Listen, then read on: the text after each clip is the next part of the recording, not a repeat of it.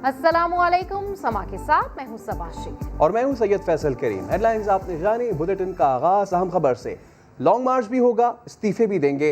मरियम नवाज ने वाज़े ऐलान तो कर दिया, लेकिन असम्बलियों से मुस्ताफी होने के लिए मुस्लिम लीग को अब भी मुनासिब वक्त का इंतजार है। न जाने ये मुनासिब वक्त कब आएगा। कहती हैं इत्तेफाक राय की कोशिश कर रहे हैं। पार्टी की नायब सदर कहती हैं प्रेशर में आकर कोई काम नहीं करेंगे। दावा कर डाला कि अगले इंतखाबात में पीटीआई का टिकट लेने वाला कोई नहीं होगा। जमहूरी तरीका ये है कि हम अदम एतमाद लेकर आए। सबकी अपनी अपनी राय होती है। जिनको भाई बुलाया, बिलावल मुझे अपनी बड़ी बहन की तरह रिस्पेक्ट देता है। आज वही भाई बहन के प्लान से दूर होता दिखाई देता है। हमारा चाय की दावतों पे इनके पसीना निकलेंगे। जमहूरी तरीका ये है कि हम अदम एतमाद लेकर आए। बिलावल सड़कों के बजाय ऐवानों में महाज गर्म करने पर राजी, मगर शायद मरियम नवाज को भाई की तजवीज पसंद न आई। इस्तीफा भी होगा इंशाल्लाह और जल्द भी होगा, ये दूर नहीं है। लॉन्ग मार्च भी होगा, लॉन्ग मार्च भी होगा इंशाल्लाह ताला। जिन इस्तीफों के हवाले से बड़े दावे हुए वो देने के लिए अब मुनासिब वक्त का इंतजार है। उस पर कंसेंसस होगा और जब ये फैसला करेंगे कि ये मुनासिब वक्त है, इस पे इस्तीफे देने हैं, तो इस्तीफा भी होगा इंशाल्लाह। हम किसी के कहने में आकर या कोई प्रेशर में आकर कोई काम नहीं करेंगे। मुस्लिम लीग की नायब सदर ने ये भी दावा किया कि अगले इंतखाबात में पीटीआई का टिकट लेने वाला कोई नहीं होगा। मोमिन ख़ुसूसी पंजाब फिरदौस आशिक अवान कहती हैं कि मरियम हालत सदमे में है। दुखी को ज़्यादा दुखी करना मुनासिब नहीं है। एटीएम से जुड़े अकाउंट्स की तारें हिल गई हैं। इन तारों का म्यूज़िक मरियम नवाज के सीने पर बोझ बनकर गिरा है। दर दर की ठोकरें खाने के बाद आखिर पीडीएम को समझ आ गई है। देर आए दुरुस्त आए, आखिर दर की ठोकरें खाने के बाद पीडीएम को ये एहसास हो गया कि इस हुकूमत के ख़िलाफ़ एहतजाज का जमहूरी तरीका जो है वो अदम एतमाद है। मरियम हालत सदमे में है और दुखी को और ज़्यादा दुखी करना जो है वो मुनासिब नहीं है, क्योंकि खोखर बरादरान के ख़िलाफ़ होने वाले उस ऑपरेशन पे उनकी जो जिस अंदाज से लंदन तक चीखें सुनाई दी हैं, एटीएम के साथ जुड़े जो अकाउंट्स की तारें थी वो हिली हैं और उन तारों का जो म्यूज़िक है वो जब बजा तो अल्टीमेटली वो मरियम नवाज़ के सीने पे बड़ा एक बोझ बन के गिरा है। तो वो जो गिर रहे थे वहाँ नाजायज़ काबज़ीन के छतें और दीवारें, तो वो समझे कि वो शरीफ ख़ानदान के मफादात गिर रहे थे, वो पाउंड्स गिर रहे थे। मुस्लिम लीग नून वाले डटे रहें, बयानिया हरगिज नहीं बदलना। मरियम नवाज ने इस्लामाबाद में पार्लिमानी पार्टी इजलास में कायद का पैगाम सुना दिया। हुकूमत से ऐवानों में कोई ताउन न करने का फैसला। सेनेट इलेक्शन में पार्टी के हिस्सा लेने का ऐलान भी कर दिया। वजीर आजम के खिलाफ तहरीक अदम एतमाद से मुतालिक बिलावल भुट्टो जरदारी के बयान पर भी बात की। इस हवाले से मजीद तफसीलात जानते हैं समा के नुमाइंदे उस्मान खान से। जी उस्मान, अपडेट कीजिए, क्या तफसीलात हैं नून लीग के पार्लिमानी पार्टी इजलास की? क्या बड़े फैसले और ऐलान सामने आए हैं? अरे देखिए, मुस्लिम नून की पार्लिमानी पार्टी के इजलास में पहली बार मरियम नवाज जो पार्लियामेंट हाउस और उसमें खसूसी तौर पर इस इजलास में शिरकत की और साथ साथ अपनी तकरीर में उन्होंने अपने वालिद और पार्टी कायद नवाज शरीफ का पैगाम भी पहुंचाया।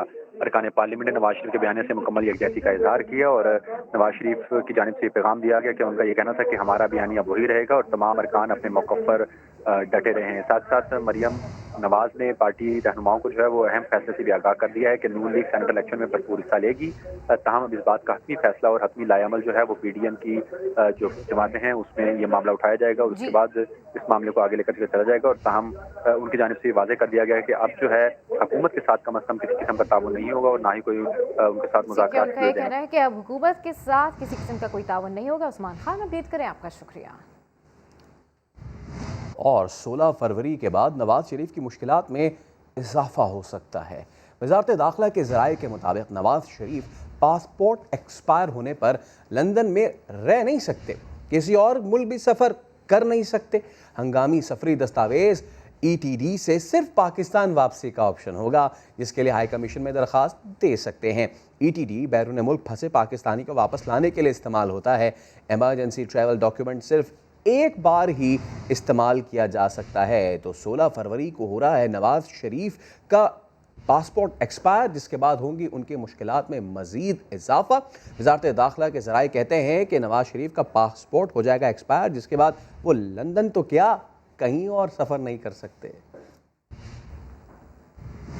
आपको बताएं कि लंदन में इसाक डार पर एक खातून बरस पड़ी। वीडियो मंजर-ए-आम पर आ गई। खातून का कहना था कि आप यहाँ तो नवाज शरीफ को बचा लोगे, मगर अल्लाह के घर कहाँ से बचाओगे। खातून का कहना था कि तुम लोगों ने मुल्क को लूट खाया। इसाक डार ने मुड़कर खातून को देखा और फिर घर के अंदर चले गए। बात सुने भाई साहब, बात सुने। मुनासिब क्या है? शर्म करें, अल्लाह के खौफ से डरे अल्लाह के खौफ से। मैंने तुम लोगों को छोड़ना नहीं, इंशाअल्लाह।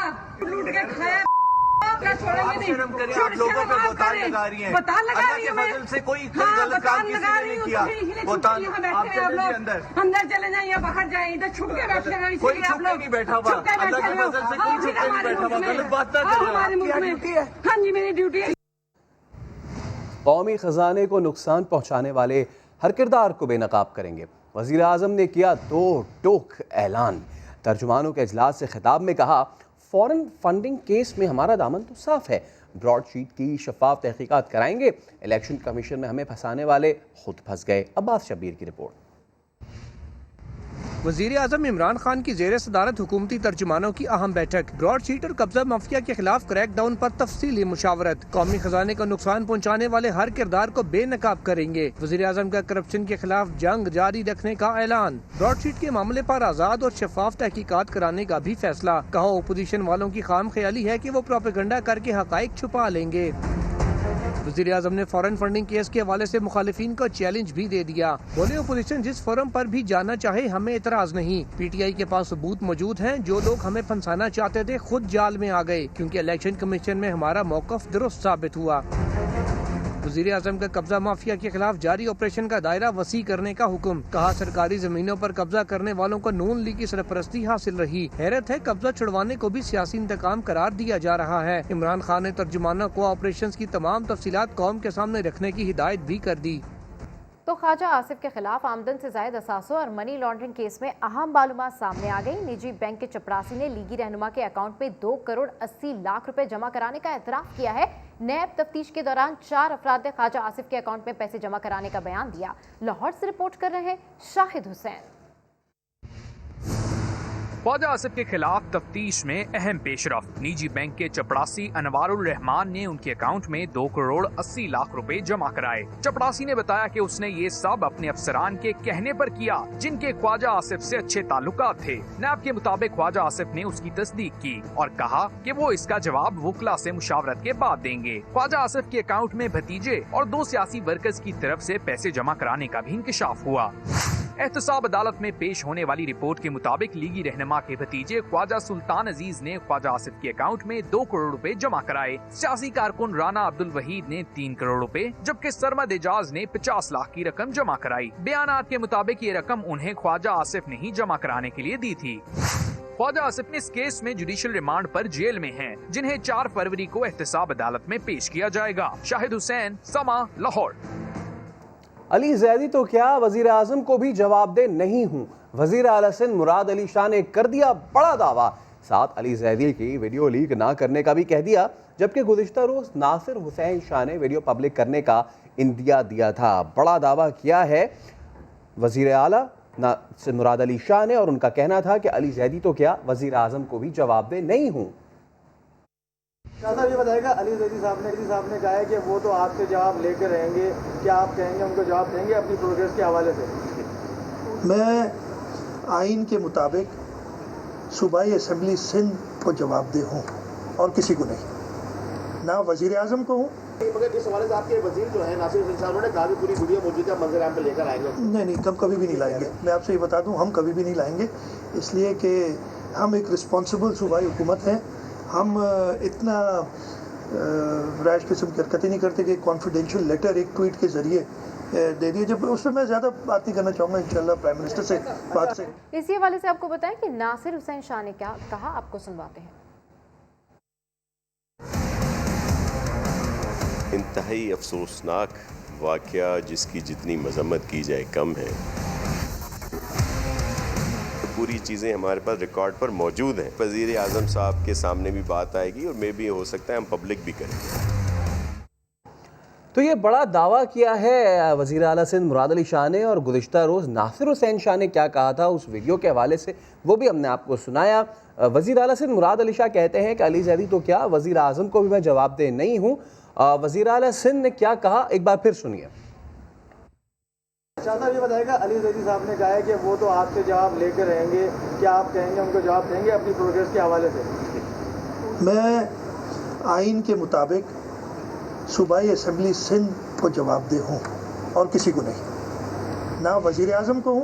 मगर जिस हवाले से आपके वज़ीर जो है नासिर हुसैन साहब, उन्होंने कहा कि पूरी वीडियो मौजूदा मंजर आम पे लेकर आएंगे। नहीं, हम कभी भी नहीं लाएंगे। मैं आपसे ये बता दूँ, हम कभी भी नहीं लाएंगे, इसलिए कि हम एक रिस्पॉन्सिबल सूबाई हुकूमत हैं। हम इतना रैश किस्म की हरकतें नहीं करते कि कॉन्फिडेंशियल लेटर एक ट्वीट के ज़रिए दे दिए। जब उसमें मैं ज़्यादा बात नहीं करना चाहूँगा, इंशाल्लाह प्राइम मिनिस्टर से बात से।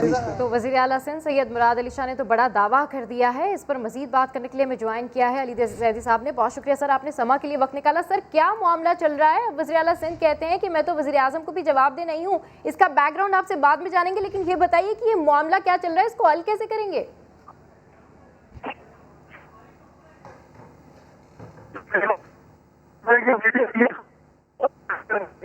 अली ज़ैदी साहब, हम आपसे दोबारा भी रब्ता करेंगे, लेकिन कई दिनों से ये मामला चल रहा है और आज तो वज़ीर आला मुराद अली शाह ने ये कह दिया है कि वो अली ज़ैदी तो क्या, वज़ीर आज़म को भी जवाबदेह नहीं है।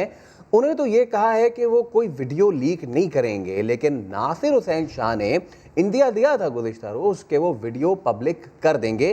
तो ये मामला जो कि नासिर हुसैन शाह ने भी कहा कि वो वीडियो पब्लिक करेंगे, इंदिया दिया उन्होंने, लेकिन अब सिलसिला ये है कि वज़ीर आला सिंध मुराद अली शाह ये कहते हैं कि अली ज़ैदी तो क्या, वज़ीर आज़म को भी जवाबदेह नहीं हूँ। उन्होंने कहा वीडियो वगैरह कोई भी लीक नहीं करेंगे।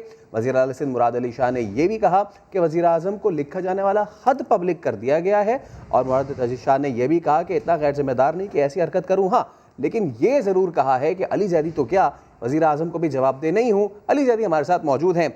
अली साहब, वो वज़ीर आज़म को भी जवाबदेह नहीं है, इतना बड़ा दावा कर रहे हैं, किसको जवाब दें फिर? मैं वो शायद अद्दी को और आसिफ अली जरदारी को जवाब दें। और मैं अब आपको आज बताऊंगा ट्वीट करके कि थोड़ी देर में कि वो किसको किसको जवाब दें। हो सकता है वो अनवर मजीद को जवाब दें, मुझे तो समझ में नहीं आ रहा। देखें, जो गरीब से गरीब आदमी सिंध में है उससे लेके अमीर से अमीर आदमी तक हर आदमी को जवाब दे है।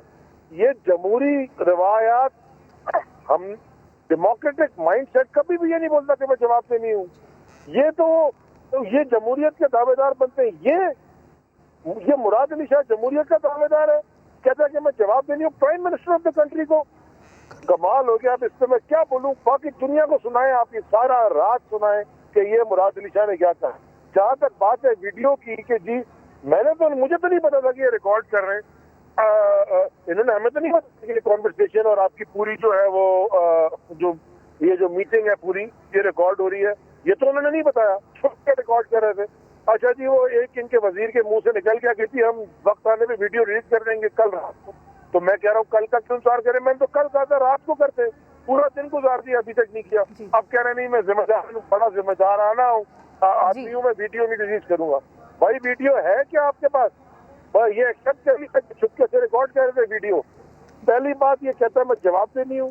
दूसरी बात ये छुप के फेडरल मिनिस्टर के साथ मीटिंग जिसमें फौज भी बैठी के इदारे भी बैठे, अस्करी इदारे बैठे, कहता है वो वीडियो रिकॉर्ड कर रहा है छुप के, और कहता है मैं रिलीज भी नहीं करूंगा। ये क्या इंसान है? सर, ये तो वीडियो की बात हो गई। कॉन्फिडेंशियल लेटर जो है उसके हवाले से भी उन्होंने एलिगेशन लगाया कि वो पब्लिक कर दिया गया। इसमें कौन से न्यूक्लियर कोड्स लिखे हुए थे?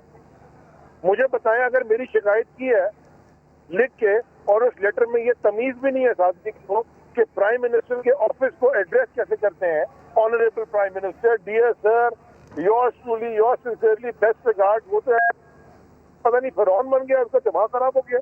और ऊपर से चोर, और ऊपर से चोर को सीना जोरी, ऊपर से कहता कि मैं जवाब दे नहीं हूँ। अच्छा, मैंने तो मुझे जब अगर जवाब लिखना है तो मुझे लेटर होगा तो मैं जवाब लिखूंगा ना। मैंने तो इसके ऊपर आप मुझे एक बात बताएं। ये वाकया हुआ है सैटरडे को, जो कि 16 जनवरी थी। ठीक हो गया। आप में से किसी को पता चला क्या? मैं मीडिया पे गया, मुझे मीडिया वालों ने फोन किया कि सर आप अंदर कॉन्फ्रेंस में थे, आपकी फुटेज में आप हैं और आप प्रेस कॉन्फ्रेंस में नहीं बैठे हुए, मीटिंग में आप थे। तो मैंने कहा जी मेरा कोई जाती काम था, मैं चला गया। मैंने तो उस बात को नहीं उठाया। संडे का दिन गुजर गया, मैंने ये बात नहीं उठाई। मंडे का दिन गुजर गया, किसी को पता नहीं चला। ट्यूसडे के दिन मुझे पता चल गया कि कैबिनेट में कि प्राइम मिनिस्टर साहब को उसने मेरी शिकायत का खत लिखा है, तो मैंने अपना पूरा वर्जन दे दिया। फिर उसके बाद खत जो लिखा उसका मैंने जवाब दे दिया। उस खत का जवाब मैंने वेंसडे को दिया था या थर्सडे को, वो रिलीज तो सैटरडे को हुआ है, और मैंने खुद ट्वीट किया क्योंकि ये उल्टी सीधी बातें कर रहे थे। तो मैंने कहा ये पता तो चले दुनिया को कि ये है क्या चीज, जवाब दे नहीं है, फिरौन दिमाग इनका है, ये अपने आप को जमहूरी जमात कहते हैं, इनको शर्म आनी चाहिए। जी ठीक, अली साहब बहुत शुक्रिया, आपने अपना इस हवाले से मौक़िफ़ दिया। पीपल्स पार्टी के रहनुमा सईद गनी कहते हैं, काशिफ उर्फ चीता के बारे में हमने छानबीन की थी, उन्हें कई मुकदमात में बरी कर दिया गया है। अली जैदी को महाचवल करार देते हुए बोले वो ज़हनी दबाव का शिकार है। इतलात हैं कि अली जैदी को वफाकी काबीना से निकाला जा रहा है। बोले पीटीआई हुकूमत आने के बाद स्टील मिल्स को 42 अरब रुपए खसारा हुआ।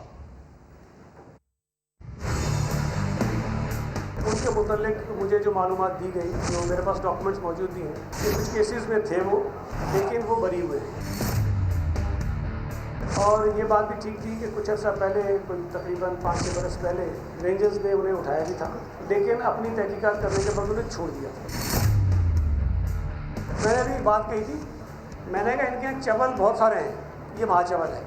इनकी हुकूमत आने के बाद जो मेरे पास मालूमात हैं, 42 अरब रुपए का खसारा मजीद हुआ है स्टील मिल को इनकी हुकूमत आने के बाद। अगर माजी के खसारे का कोई और जिम्मेदार था, तो आज जो खसारा इस दौर में हुआ है, तो उसका जिम्मेदार तो यही हुकूमत है।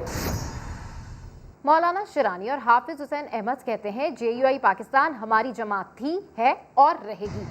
मौलाना फजल रहमान ग्रुप अलग है, अगर वो चाहें तो वापस आ सकते हैं। हाफिज हुसैन अहमद ने PDM पर भी कड़ी तनकीद की, कहा मौलाना सदर हैं मगर फैसले बिलावल करते हैं, पहले ही कहा था इस्तीफे देंगे ना लॉन्ग मार्च करेंगे। मौलाना फजल रहमान साहब बड़ा इनाम सदर है, क्योंकि फैसले तो खुद बिलावल कर रहे हैं। अगर हम आज़ादी मार्च न देते नवाज शरीफ आज भी जेल के अंदर सड़ रहा होता। मैंने कहा था कि इस्तीफ़ा नहीं देंगे, इस्तीफ़ा ख़त्म हो गया। मैंने कहा था कि लॉन्ग मार्च नहीं करेंगे, मैंने कहा था कि ये सिंध असम्बली नहीं तोड़ेंगे। एक होता था आपके फ्रूट चाट जो लोग खाते हैं, एक होता है चना चाट, एक होता है तूप चाट। आगे मैं कुछ नहीं कहूँगा। आप पूरे मुल्क में 2.5 साल से धरना दे रहे हैं कि यहाँ पर फेयर इलेक्शन हो, लेकिन अपनी पार्टी में फेयर इलेक्शन के लिए क्यों नहीं जाते आप? अमीर नहीं था, वो जनरल सेक्रेटरी था। जब मौलाना फजल रहमान साहब अमीर बनने लगे तो साथियों ने मौलाना शेरानी का नाम पेश किया। 3 दिन तक पेशावर में वो इजलास मौलाना ने रोके रखा और मजबूर किया इनको और इन साथियों को कि मौलाना का वापस नाम ले लें। उसके बाद उन्होंने कहा कि मैं चाहता हूं कि आप एक ऐसे तरमीम लाए दस्तूर में कि मैं ज़िंदगी भर के लिए जो है अमीर बनूं। उसकी हमने मुखालिफत की। मुझे कोई ओहदा नहीं मिला, आप सब शायद है, मैंने पार्टी छोड़ी नहीं, और न आज हमने छोड़ी है और न उनको हम छोड़ेंगे जो पार्टी से हमें निकालने की बात है। मैं कहता हूं कि मौलाना फजल रहमान साहब को भी आना पड़ेगा इधर, उनके लिए वापसी का दरवाज़ा खुला है। अफसोसनाक खबर आपको देंगे, लाहौर के निजी अस्पताल में छोड़ी गई लाश गुजरात की रिहायशी तालिबा की निकली। पुलिस ने क्लोज सर्किट फुटेज की मदद से एक नौजवान को हिरासत में ले लिया। जहांगीर खान की रिपोर्ट। 23 साला तालिबा के साथ क्या हुआ, लाश छोड़ने वाले मुलजिम से तफ्तीश शुरू कर दी गई। लड़की की लाश गुज़िश्ता रोज 2 नामालूम अफराद अस्पताल की इमरजेंसी में छोड़कर फरार हुए। शनाख्त होने पर इंकशाफ हुआ कि लड़की गुजरात की रिहायशी है और यूनिवर्सिटी फीस जमा कराने का कहकर लाहौर आई। मुकम्मल हो गया थी कोर्स इन्हां दा ते ओह आंदे हन तुहानू डिग्री देआंदे जो पैसे जमा कराओ दे। पैसे असां इकट्ठे कीते, मजदूरदार बंदे, फिर पैसे इंजे ते नहीं होंदे, पैसे इकट्ठे कीते ते फिर साडा नहीं राब्ता होया। पुलिस ने क्लोज सर्किट फुटेज की मदद से उसामा नामी मुलजिम को ट्रेस करके गिरफ्तार कर लिया है, जबकि दूसरे की तलाश जारी है। लड़की की लाश पोस्टमार्टम के बाद गुरसा के हवाले कर दी गई, जबकि रिपोर्ट 1 या 2 रोज में सामने आएगी। पुलिस इसके पीछे है और इंशाल्लाह 12 घंटे के अंदर अंदर उस बच्चे को इंशाल्लाह हम लोग गिरफ्तार कर लेंगे। हम उसके बहुत क्लोज पहुंच चुके हैं। गुज़िश्ता हफ्ते भी लाहौर के इलाके टाउनशिप में एक हॉस्टल से लड़की की फंदा लगी लाश मिली थी और इस वाक़े पर लड़की के गुस्सा ने कोई कार्रवाई नहीं कराई थी। कैमरामैन मोहसिन इकबाल के साथ जहांगीर खान, समा, लाहौर। दूसरी जानिब कराची में एक और ताजिर लुटेरों के हाथों जान से गया। लाइट हाउस में डाकुओं ने मज़ाहिमत पर दुकानदार को फायरिंग करके कत्ल कर दिया। मोहम्मद अली हफीज की रिपोर्ट। कराची के मसरूफ इलाके लाइट हाउस में डकैती के दौरान कत्ल की वारदात। सीसीटीवी वीडियो में 2 डाकू ताजिर दानिश की दुकान में लूट मार करते नजर आ रहे हैं। डाकुओं का एक साथी दुकान के बाहर मोटरसाइकिल पर था। वारदात के बाद तीनों डाकू मोटरसाइकिल पर सवार हुए। दानिश ने उन्हें स्टूल मारने की कोशिश की, जिस पर मुल्जमान ने फायरिंग कर दी। वाक़े के बाद दुकानदारों में खौफ व हिरास फैल गया। लाइट हाउस के ताजिरों ने एहतजाजन दुकानें बंद कर दी। 10 बजे वाक़या हुआ है, दुकान खोली है और 15 मिनट के बाद 3 लड़के आए और वारदात करी है और हमारे दुकानदार दानिश भाई को फायर करके गए, जिसमें वो शहीद हो गए। ताजिरों ने मुतालबा किया कि मार्केट में पुलिस सिक्योरिटी बढ़ाई जाए। कोयटा में नौजवान पटरी क्रॉस करते हुए ट्रेन के सामने आ गया, मगर खुशकिस्मती से बच निकला। मकाम था कोयटा। रेलगाड़ी करीब आ रही थी, सीटी बजा रही थी। देखिए इस नौजवान को, जिसने एक नजर ट्रेन को देखा मगर ब्रेक न लगाया। शायद फास्ट एंड फ्यूरियस देखकर था आया। वहां सिग्नल था, फाटक था। यहाँ न सिग्नल था न फाटक था। नौजवान को आसान लगा हदफ, करने चला गजब। भूल गया कि उनके पास टर्बो का बटन था। इस बेचारे की 70 में सिर्फ हॉर्न था, जो ट्रेन की सीटी के आगे कुछ भी नहीं। ट्रेन बिल्कुल सर पर आ गई। नौजवान की बाइक पटरी पर आ गई, मगर संभाल न पाया, लड़खड़ाया, बाइक फेंकी, खुद को बचाया।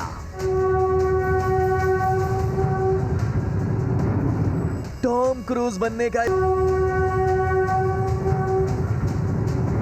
अब इसे बाइक का क्या, पाँव में चप्पल का होश भी ना था।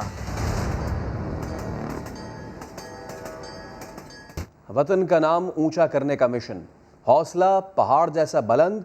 मौसम की सख्तियों ने रास्ता जरूर रोका, मगर फख्र पाकिस्तान अली सतपारा का अज़्म जमा है। सफर रुका जरूर है, लेकिन धरती का बेटा आगे जाएगा, क्योंकि K2 पर सब्ज़ हिलाली परचम जो लहराना है। पाकिस्तान का फख्र, पाकिस्तान की शान, मोहम्मद अली सतपारा।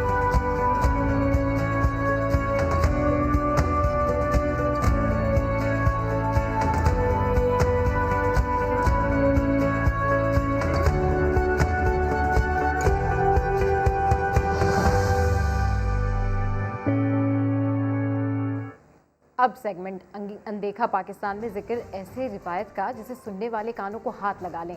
जी हाँ, जनाजों पर बैंड तो होता है, लेकिन पाकिस्तान के कुछ इलाके ऐसे भी हैं जहाँ बैंड बाजे बजाकर लोग अपने प्यारों को सफर आखिरत पर रवाना करते हैं। ये कौन से इलाके हैं और ये रिवायत कैसे पड़ी? हमारे नुमाइंदों जुल्फ़िकार हैदर और सुल्तान सिद्धू ने खुसूसी रिपोर्ट तैयार की है। आइए आपको ये रिपोर्ट दिखाते हैं।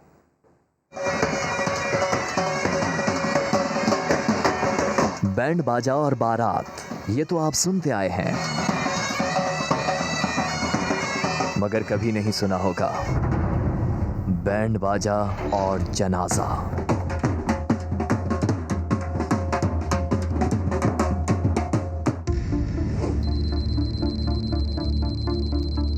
गोजरा से गुजरात तक जनाजा उठने पर बैंड बाजा, नोट निछावर करना और अलहदा दफनाना। कलमा शहादत करता हर कोई है, मगर मानता कोई नहीं। हम इसको अच्छा नहीं समझते, लेकिन जब उन्होंने ढोल बजाना शुरू किया तो हमने सख्ती से मना किया उनको कि ये अच्छा नहीं है। वो पहले था, अब नहीं है, अब ऐसे ही है जैसे।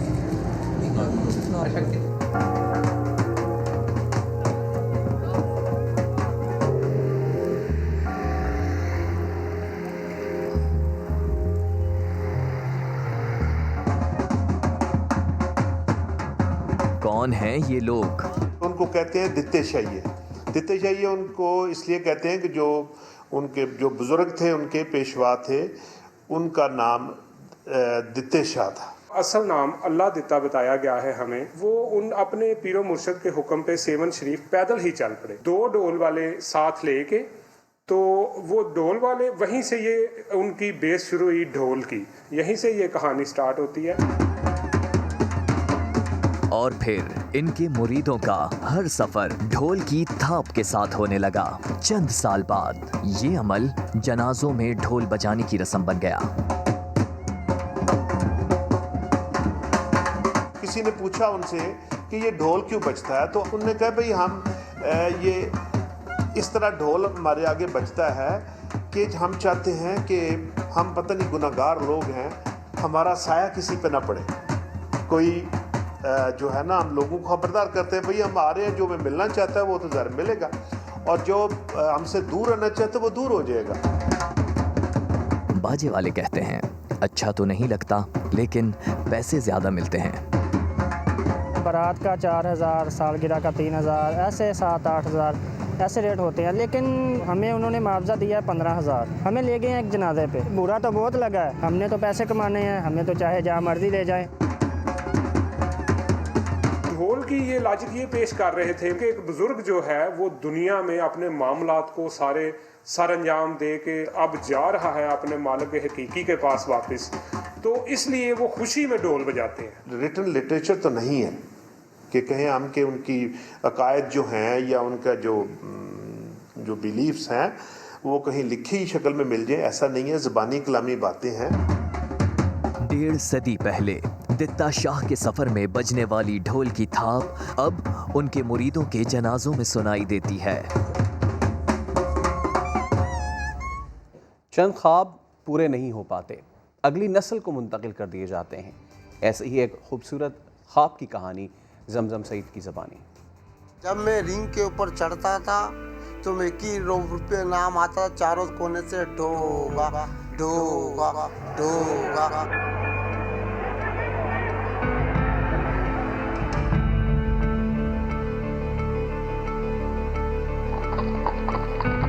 कौमी लेवल का बॉक्सर आखिर गधा गाड़ी पर कैसे आ गया?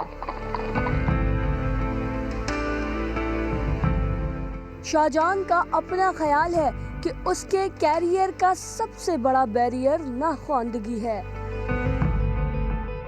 मैंने नहीं पढ़ा, इसीलिए हर कोई मेरे को इशारा कर रहा था पढ़ो, ये क्या लिखा हुआ, मैं ये नहीं कह। अभी मैं अपना बेटियों को पढ़ा के फिर मैं स्पोर्ट के अंदर लेके आ रहा हूँ, ताकि किसी के सामने पाकिस्तान लिखने के लिए इंतज़ार ना हो। शाहजहां के ख्वाब तो अधूरे रहे, लेकिन उसे अपने बच्चों में इन ख्वाबों की ताबीर दिखाई दे रही है। यंग बलोच बॉक्सिंग क्लब, जी तो ये है वो बॉक्सिंग क्लब जहां पर बॉक्सर शाहजहां अपनी बेटी जुलेखा को ट्रेनिंग देते हैं।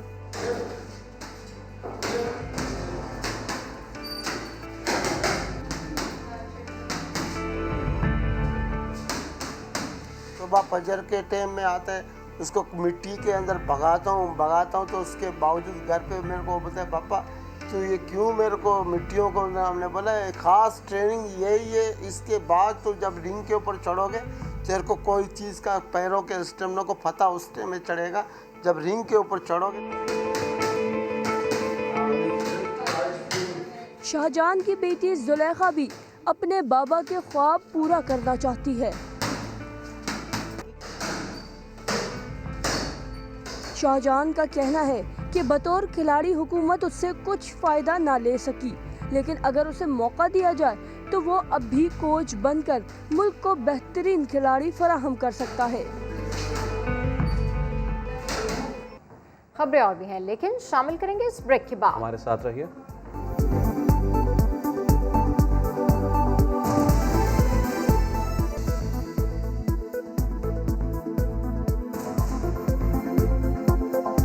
ऑनलाइन क्लासेस हुई तो अब इम्तिहानात भी ऑनलाइन लिए जाएं। ऑन कैंपस इम्तिहानात के खिलाफ तलबा ने मुख्तलिफ शहरों में मुजाहिरे किए।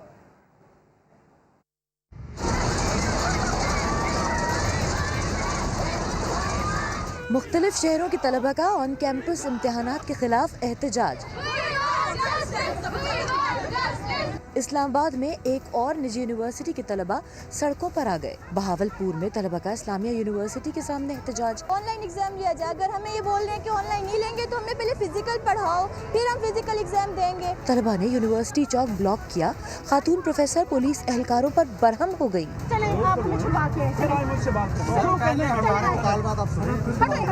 मज़ाकरात के लिए एहतजाज खत्म करने के मामले पर तलबा आपस में ही लड़ पड़े। रहीम यार खान में भी तलबा ने ऑनलाइन इम्तिहानात के लिए एहतजाज रिकॉर्ड कराया। दुआ चौक पर ट्रैफिक ब्लॉक कर दिया। दूसरी जानिब Lahore university of management sciences के तलबा तालिबात ने ऑन कैंपस तालीम की हिमायत में मुजाहिरा किया। यूनिवर्सिटी का मौक़िफ़ है कि HEC की पॉलिसी के मुताबिक एक वक्त में सिर्फ 30% तलबा को बुला सकते हैं, सबको एक साथ आने की इजाज़त नहीं दी जा सकती। तो लाहौर में ऑनलाइन इम्तहानात के लिए निजी यूनिवर्सिटी के तलबा का एहतजाज जारी है। हम बात करेंगे हमारे दानियाल उमर से। दानियाल, इतना एहतजाज किया कि दीवार और दरवाज़ा तोड़ने की भी कोशिश की है इन लोगों ने? जी बिल्कुल, लाहौर में निजी यूनिवर्सिटी है जौहर टाउन में, जिसके तलबा जो है वो एहतजाज कर रहे हैं और उनका मुतालबा ये है कि अगर हमने जो तालीम है वो ऑनलाइन हासिल की है, हमारी क्लासेस ऑनलाइन हुई हैं, तो फिर हमें इम्तहानात भी ऑनलाइन किए जाएँ। और हम ऑन कैंपस इम्तहानात नहीं देना चाहते क्योंकि उनमें कोरोना SOPs का ख्याल नहीं रखा जाएगा। यूनिवर्सिटी इंतज़ामिया से 12 दफ़ा उन्होंने ये बात की है, इंतज़ामिया मानी नहीं है। उसके बाद तलबा ने दरवाज़ा यूनिवर्सिटी का तोड़ा है और उसके बाद यूनिवर्सिटी के अंदर दाखिल हो गए हैं, उन्होंने यूनिवर्सिटी की दीवार भी तोड़ी है। यूनिवर्सिटी का ये मौक़िफ़ है कि हमने एक हफ्ते की एक्सटेंशन दे दी है मजीद कि तलबा तैयारी कर लें और एक हफ्ता मजीद वेट करने के बाद 8 फरवरी को इम्तहानात दे दें। ठीक है, बहुत शुक्रिया दानियाल। लाहौर हाईकोर्ट में अबूरी जमानत खारिज होने पर 60 साला मुलजिम के फरार की कोशिश पुलिस ने नाकाम बना दी। मुलजिम खुद को छुड़ाने के लिए एड़ी चोटी का जोर लगा दिया, लेकिन कोई तदबीर काम ना आई। लाहौर से रिपोर्ट कर रहे हैं शाहिद हुसैन। साहिवाल के अल्लाह दित्ता की जमानत खारिज हुई तो पुलिस ने पकड़ लिया। मुलजिम छोड़ने के लिए दुहाई देता रहा। अल्लाह दित्ता के बेटे भी उसे छुड़ाने के लिए कूद पड़े।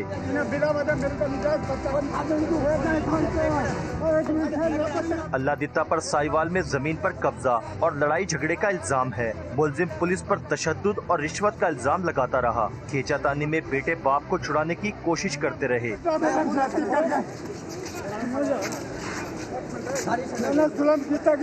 जब पुलिस ने गिरफ्त ढीली न की तो मुलजिम जमीन पर लेट गया।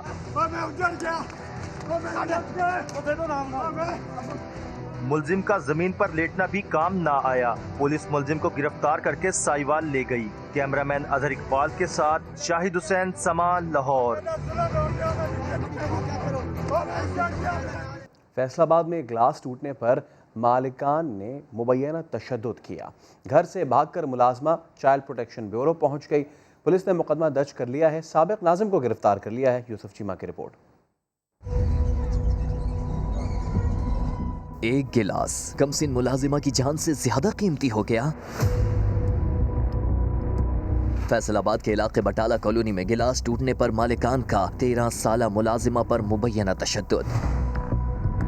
डंडों से मार पीट के बाद कमरे में बंद कर दिया। मुलाजिमा मौका पाते ही भाग निकली। मैं उन लोगों को अक्सर बताती हूँ, अम्मी मुझे डांटते, मुझे थप्पड़ भी मारते हैं। अम्मी कहते थे चलो कोई बात नहीं, रहने दो। अब मैं क्या करूँ, चलो रहने दो। पिछली गर्मियों में मैं गई थी सब छुट्टियों पे, तो बाद मैं ना छुट्टियों पे गई हूँ ना ही हूँ। पुलिस ने बच्ची को चाइल्ड प्रोटेक्शन ब्यूरो के हवाले कर दिया। बच्ची को मुसलसल जो है वो टार्चर का निशाना बनाया जाता रहा है उस घर में, आसमा और उसके शौहर उस्मान की तरफ से। चाइल्ड प्रोटेक्शन ब्यूरो ने तशद्दुद करने वाले साबिक नाजिम उस्मान मंज और उनकी अहलिया के खिलाफ मुकदमा दर्ज करके उन्हें गिरफ्तार कर लिया। कैमरामैन कदीरुर रहमान के साथ यूसुफ चीमा, समा, फैसलाबाद। मुस्लिम लीग नून की पार्लिमानी पार्टी के इजलास में लीगी MNA ने दिल की बातें खुलकर कह दी। मरियम नवाज से कहा कि अगर इस्तीफे देने हैं तो फिर पीछे नहीं हटिएगा। तफसीलात जानते हैं समा के नुमाइंदे नईम अशरफ बट से। जी नईम, क्या रिएक्शन था मरियम नवाज का?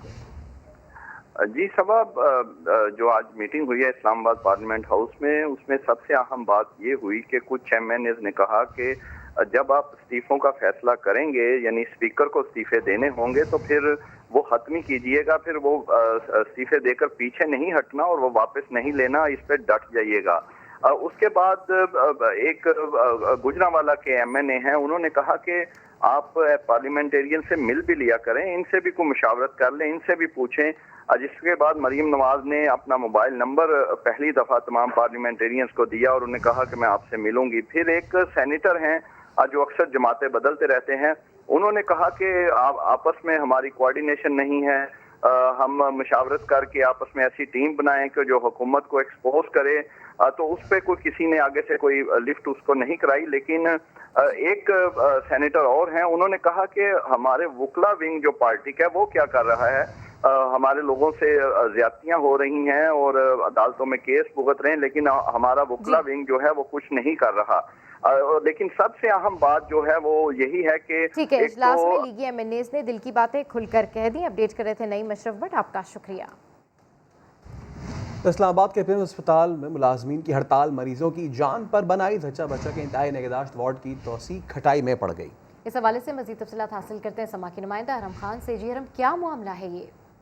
बिल्कुल ऐसा ही है। इस्लामाबाद के जो पिम्स अस्पताल में मुलाजमीन के 90 हफ्ते से एहतजाज जारी है, जो मरीजों पर भारी पड़ गया है और जच्चा बच्चा के इंतहाई निगहदाश्त वार्ड की तोसी का मामला खटाई में पड़ गया है। जापानी इदारा बरा आलमी ताउन ने खतरे की घंटी भी बजा दी है और एग्जीक्यूटिव डायरेक्टर पिम्स को खत भी लिख दिया गया है और खत में कहा गया है कि जो प्रोजेक्ट का टेंडर के अमल को मुअत्तल करने का फैसला किया गया है और जब तक अस्पताल में इंतजामी अमूर बहाल नहीं होते, क्योंकि अभी तक एहतजाज की वजह से जो इंतजामी अमूर हैं अस्पताल के वो बदनज़मी का शिकार हैं और खत में ये वाज़े तौर पर कहा गया है कि जब तक अस्पताल के जो हालात है वो मामूल पर नहीं आते तब तक ये जो टेंडर का अमल है इसको बहाल नहीं किया जाएगा और अस्पताल में जैसी सूरत हाल मुस्तहकम होगी और उसके सबूत फराहम किए जाएंगे तो जो टेंडर का अमल है उसको दोबारा कर रही हैं। आपका शुक्रिया।